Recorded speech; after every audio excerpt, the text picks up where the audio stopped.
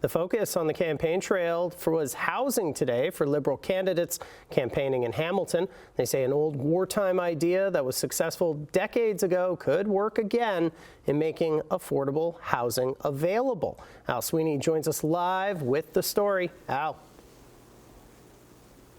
Matt, the Liberals are reviving a plan that led to houses being built all across Canada during a previous housing crisis. That was when soldiers were returning to Canada from the Second World War and needed homes.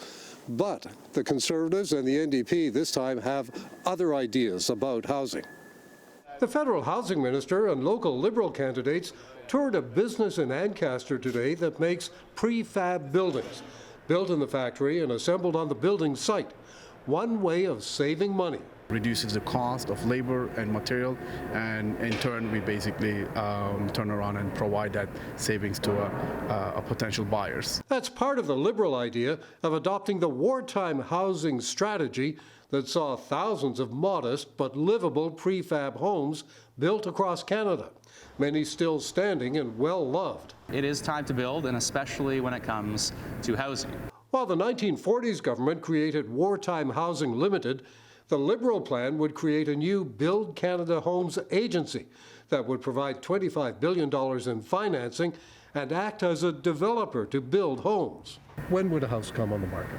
When would a house come on the market? The project calls for building on a scale Canada hasn't seen since the war, and it would take time. I think you're looking at a few years before you're starting to see new builds using those dollars. The Liberals say it's too early to tell how much one of these houses would cost, but they could cover a range of prices starting around 20% below market prices. When you look at affordable housing, it's got to be, if it's anything more than 20% below market, then you can't call it affordable, right? You're really, and then if you're talking deeply affordable, those who are in the greatest need, you're really talking about way below market. We have people who know how to build homes.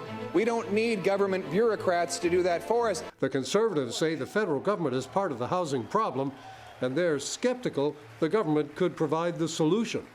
While the NDP is focused on protecting renters and low-interest mortgages to first-time buyers. What we're proposing are incentives and investments that will make it easier to build more homes, but we're not going to make investments unless there's a guarantee that the homes are going to remain affordable.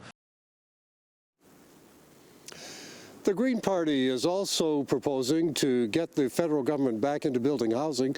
It's promising the biggest housing construction program since the 1970s, focusing on affordable housing.